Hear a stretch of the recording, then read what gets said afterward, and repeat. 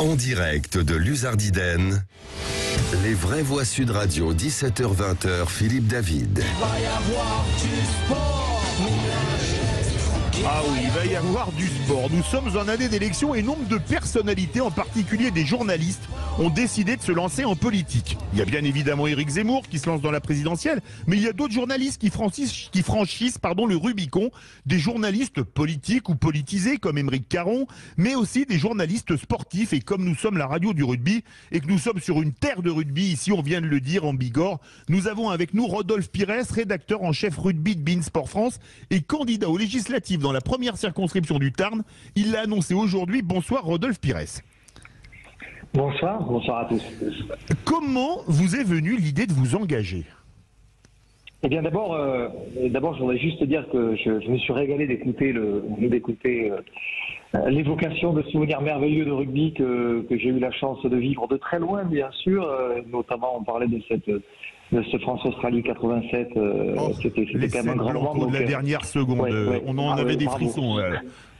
Ah oui, sincèrement, j'avais moi aussi les poils qui se hérissaient sur les bras et je suis très heureux de passer un salut très, très amical et très respectueux à Louise Warmary, pour le grand joueur que ce fut. Et voilà, c'est bien que les jeunes se souviennent aujourd'hui de ce qu'a été aussi le rugby. C'est une affaire de transmission et la politique aussi peut l'être, bien évidemment, parce que on parlait du sport à l'instant, mais en effet, le sport est aussi un moyen d'accéder à la citoyenneté. Alors pour revenir à la question, en effet, eh bien oui, j'ai décidé aujourd'hui de déclarer ma candidature à l'élection législative sur la première circonscription du Tarn, sur le secteur d'Albi, Castres, Réalmont et la montagne, parce que très modestement, je suis depuis 30 ans un observateur de la vie de mon pays et très modestement là aussi la situation étant telle qu'elle est aujourd'hui et sans rentrer véritablement dans le débat politique peut-être ce soir, mais il n'en reste pas moins vrai que ce que devient mon pays me chagrine et j'ai envie de participer à je dirais une forme de sursaut qui permettrait à notre pays de retrouver la place qui est le sien. Et c'est ainsi le sens de l'engagement qui est le mien. Être observateur, c'est bien, mais être acteur, c'est peut-être mieux. Alors, vous êtes rédacteur en chef rugby, vous êtes passionné de rugby. Vous avez probablement joué au rugby, vous avez joué au rugby ? Bien sûr, bien sûr. Alors justement, je me suis posé une question en pensant à Louis Armary qui s'est engagé en politique. À l'époque où il jouait en équipe de France, il était pilier gauche, il s'est engagé à gauche, et le pilier droit qui jouait avec lui à Lourdes s'appelait Jean-Pierre Garouet, il s'est engagé à droite. Est-ce qu'il y a un rapport de cause à effet ? Nous, respectons les postes. Je ne sais pas s'il y a un rapport de poste à effet, mais j'objecterais quand même que Louis Warmary pouvait jouer évidemment à gauche, mais aussi au talon. Donc il pouvait jouer aussi au centre. Donc, bah oui, en fait, il est au centre-gauche, c'est pour ça. Alors, Philippe Dintran, on le salue s'il nous écoute. L'ami Philippe, lui, c'était l'extrême centriste, puisqu'il a toujours joué talonneur. Exactement, mais quelle que soit la position sur le terrain, ceux qui ont joué en première ligne vous diraient que les gens qui sont des joueurs de première ligne, j'ai eu la chance moi de jouer au talonnage justement, sont des gens des gens qui ont l'esprit de sacrifice, qui ont un esprit de collectif et qui sont en règle générale des individus qui sont tout à la fois résolus mais qui conservent aussi une forme de fraternité qui fait que dans les moments difficiles, ils savent se serrer les coudes et ils savent aussi individuellement que collectivement, je dirais, aller décrocher les objectifs. Ils sont très très résolus, vous savez, et ils ne s'avouent jamais battus les joueurs de première ligne. Ah oui, les premières lignes, oui, eux ils vont au mastic comme on dit. Louis Armary, vous avez été un très grand joueur de rugby. Ça vous a pris comment la politique ? C'est venu d'un seul coup après la mêlée où on est à 8 contre 8, la mêlée où on est à beaucoup contre beaucoup, un seul contre tous. C'est peut dire que c'est pas le même terrain. Disons qu'on n'a pas les coups directs. En politique, sur un terrain, on peut s'expliquer que en politique, c'est différent. Ça arrive par derrière, de travers, on ne sait pas.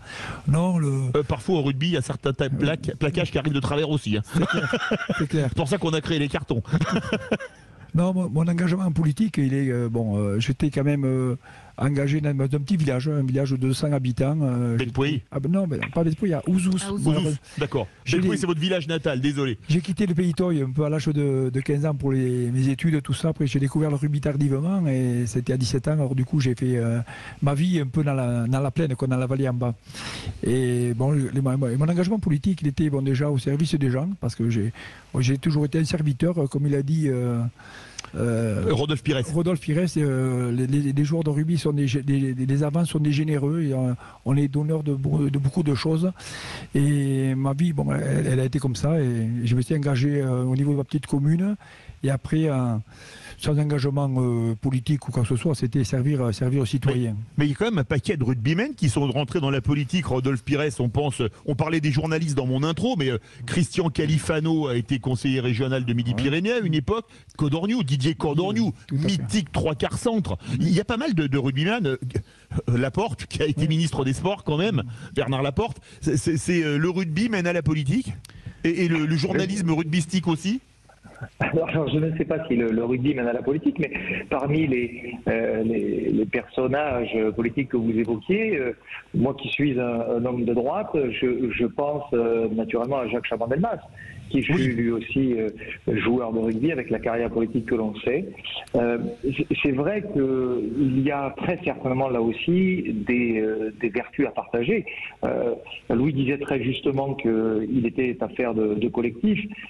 Si l'on regarde en effet le sommet de l'iceberg, on perçoit l'homme politique, mais comment ne pas oublier ceux qui, dans un appareil politique, œuvrent à faire en sorte que le mouvement puisse aller de l'avant. Je dirais que le fonctionnement partisan est aussi semblable à une équipe. Je prends des exemples pour ce qui concerne le parti auquel j'appartiens, les Républicains. Tous ceux qui, dans les permanences, se lèvent très tôt le matin pour s'y rencontrer, créer un lien du reste, parce que ça aussi c'est très important. Il y a un vrai lien social qui se crée et on va, comme dans le sport et comme dans le rugby, ensemble vers un but commun. Lorsqu'il s'agit d'aller tracter, lorsqu'il s'agit d'aller coller des affiches, on est bien là aussi dans un engagement collectif.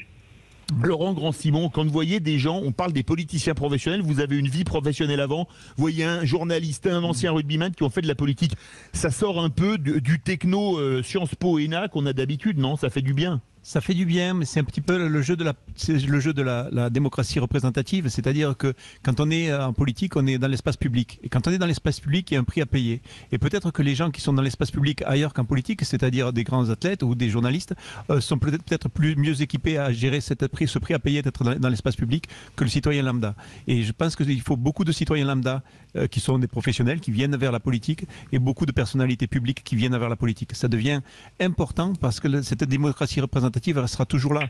On a la démocratie participative qui est une aspiration de nombre d'entre nous, mais il y aura toujours un besoin de démocratie représentative et on a besoin de représentants qui viennent de la société civile. Vous êtes d'accord avec ça, Rodolphe Pires ? Oui, je suis d'accord, tout à fait d'accord, parce que je considère que ça décloisonne en effet la vie politique et ça montre que la vie politique n'est pas réservée à une seule élite. Donc vous citiez tout à l'heure les modalités d'accès.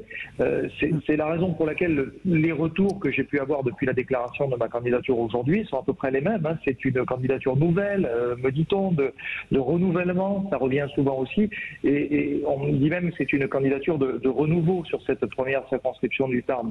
Donc je ne peux évidemment qu'abonder dans le sens, oui. Et une dernière question, la politique c'est violent. Vous pensez que c'est plus dur une campagne électorale ou vous qui avez joué talonneur se fader Louis Armari dans une mêlée? Dans le rugby, il y a, comme disait Louis Armari tout à l'heure, quelles que soient les équipes, et d'ailleurs c'est intéressant parce qu'il parlait tout à l'heure de battre 2 fois les Blacks de suite, on parlait de 1994, de l'essai du bout du monde. Il y a, quoi qu'il en soit, une vraie forme de respect. On peut être le gagnant un jour, on peut aussi perdre le lendemain. Lorsqu'on bat les All Blacks, on savoure évidemment cette victoire parce qu'on sait à quel point elle est précieuse. Mais il y a en tout cas dans le rugby une forme de respect. Et on sait aussi que le jour où on gagne, on peut être très heureux. On ne triomphera peut-être pas comme on voudrait parce qu'il y a cette forme d'humilité qui vous remet toujours à votre place.